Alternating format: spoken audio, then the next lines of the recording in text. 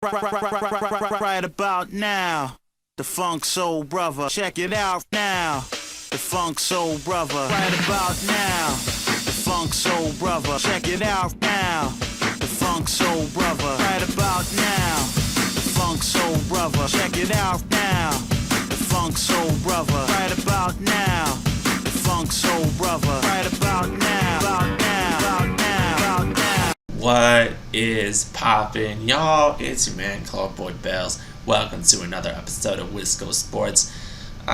We're getting into the nitty gritty. We got conference tournaments this week. It's crazy enough to think about it.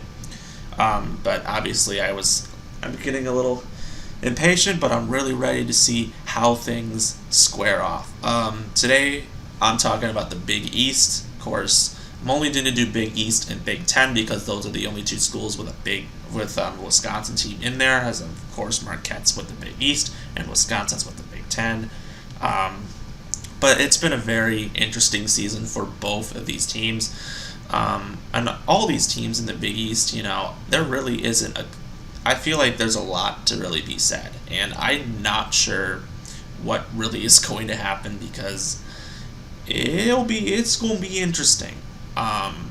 That is for sure. If you like what you see, subscribe below, comment with your thoughts, and leave a like, and hit the notification bell if you want to see more stuff. I'm going to probably try to post more videos this week because, I haven't been doing that as much, but obviously this is a big week leading up to the tournament, so that is that. But here we are, so let's start things off with the first round, all taking place on March 9th, that's on Wednesday. So first off, we have 8-seeded Xavier taking on 9th seed Butler. Butler is a team that just has a bunch. When I look at Xavier, both these teams, a lot of people they've done good in the past, but they don't really have consistent talent. Out of Xavier, Jack Nunge is the leading scorer. For Butler, they have guys that just switch off their leading scorer. I think Bo Hodges is like their number one guy right now that they've really been leaning on as of lately. But to be honest, Butler hasn't really had a consistent scorer that can really do everything, which is why Butler, has struggled this season. They haven't been able to really consistently finish games. The same thing with Xavier. They were actually ranked. They were ranked at some point in the season, and then for some reason they just started to shortly fall away. When I look at these teams, I really want to see. I feel like I don't know what to really expect from these teams. However, I think Xavier does have the better scoring, which makes me take Xavier for this round. I'm not really entirely positive on what I see, but I feel like Xavier definitely has the better big men than Butler, which is, I think, a reason why Xavier will win this first game. Next up, we have St. John's taking on DePaul. I just recently was watching St. John's play a game against Marquette yesterday, and St. John's, they have some athletic guys, but they are not consistent, and that's a huge deal going down the line. St. John's, I think, they don't have many, other than Julian Champagne, they don't really have a consistent scorer that can really do much. Julian Champagne is the second leading scorer in the Big East this year. Obviously, he's a guy that can really do things down the stretch, but St. John's has really struggled. They also had a huge COVID outbreak, which caused them to miss a lot of games in the beginning of the season. So, St. John's, I feel like, is starting to come everything together. I don't really know what I can expect with them, but St. John's, I think, can work hard. DePaul, on the other hand, this is the same exact situation. DePaul has the leading scorer in the Big East in Javon Freeman-Liberty. And he is just an excellent scorer. Without him, I don't think DePaul really has much.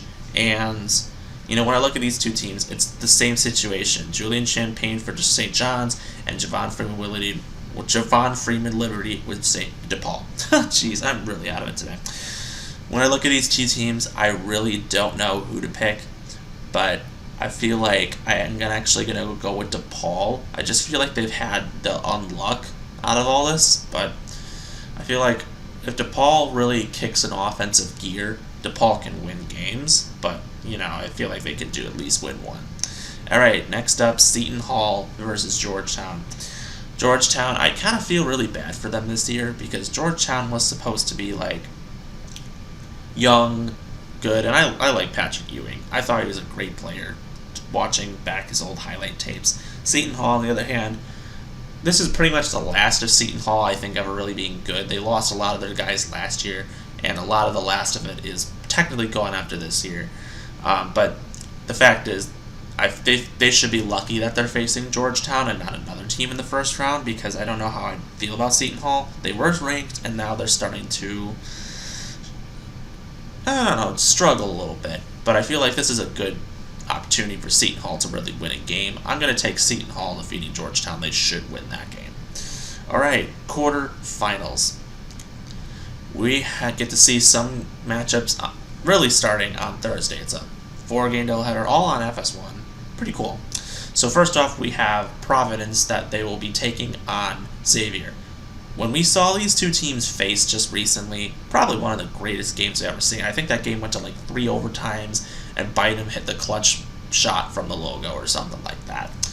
Providence, if I had to be completely honest, Providence is the most overrated team in basketball this year. I have no idea how they have as good as a record as they do. I really don't know.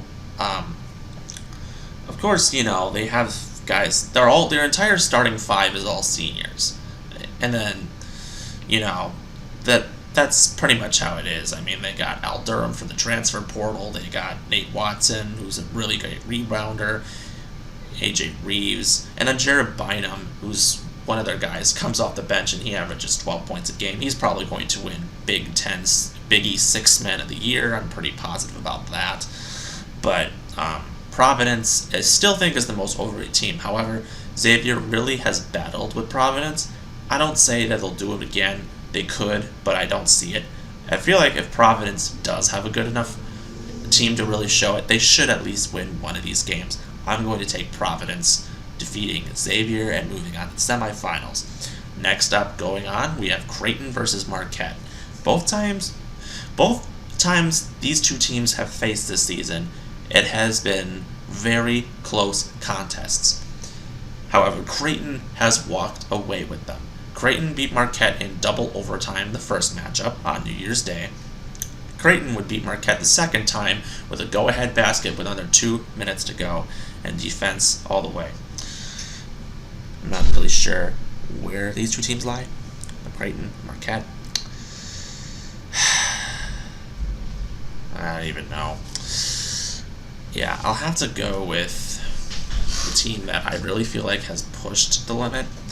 I want to say Creighton's going to do it again, but I do not know. That being said, I always want to pick Marquette because I'm like, they're my team. They're like my hometown team, But I don't know if Marquette really has what it takes. But I feel like after 2 heartbreaking losses against Creighton, I think this time, they're going to be motivated enough to beat them. I'm going to say Marquette wins this game. All right. It's DePaul versus Villanova. Villanova, of course, we all know is always the favorite to win out of the Big East.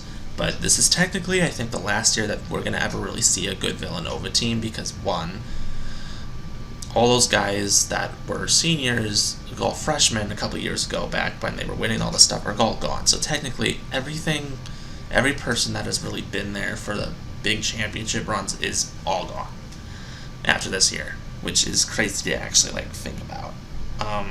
But Villanova still has a good enough team. We know that. And even against DePaul, I think, Javon Liberty Freeman's going to have a great game, regardless of what you think. I say Villanova wins this game, just because I'm based on instinct. Alright, and then Seton Hall versus UConn. A lot of people keep forgetting UConn is part of the Big East. A lot of people forget that. They have officially been back, and they're just there. A lot of people keep forgetting about them. But they, I think, have a real shot of being the biggest underdog this year in the Big East. Out of all the teams, no one is really talking about UConn. They're just there, and they're winning these games. Like, they're actually winning big games, and they're in this exact position because that's where they're at. Against Seton Hall, because of Seton Hall's struggles, I feel like UConn will pull it out, even though I'm not buying UConn. However, I feel like they'll win. That's how I feel. UConn wins this game. So here we are, semifinals. Man. It will be Providence versus Marquette. Marquette destroyed Providence in their first game, and then Providence won the rebound battle and won at home in a thriller against Marquette. I'm not really sure where I stand with these two teams. However, watching it from last time, I feel like Marquette knows the rebound battle was an issue. They got to fix it. But against Nate Watson, I just feel like he's just too much of a big man to really anybody. Because Marquette is just a small ball type team. They don't really have big men. I mean, I'll say, even though Korkoff is a center, he really isn't a center. He's just tall, you know. I don't want to have Providence move on. I just think they're so overrated, but I feel like at this point, I gotta pick Providence. I'm sorry. Okay.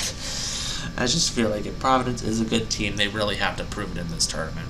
Alright, and then Villanova, UConn.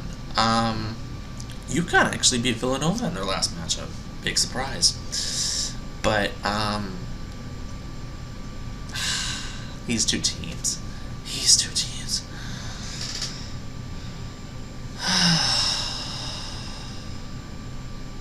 I don't know. But I really don't know what I can really say here, but, you know, when you look at veterans versus veterans from another team, you know, I feel like we're going to get a really great game. However, all signs are pointing to UConn upsetting Villanova. I just see it. And with that being said, I'm taking UConn. I just don't know what it is about them. They just have a team that can really pull things together. They're just sitting there. So then our final is going to be Providence versus UConn. And with that being said, you know, Providence is there because they win games. They know how to win games. But UConn is the underdog in this tournament. And I just want to see the underdog story. I can't believe I'm saying this, but UConn is going to win the Big East. I have no idea why, but I think UConn is going to show how overrated Providence is, and Providence is going down.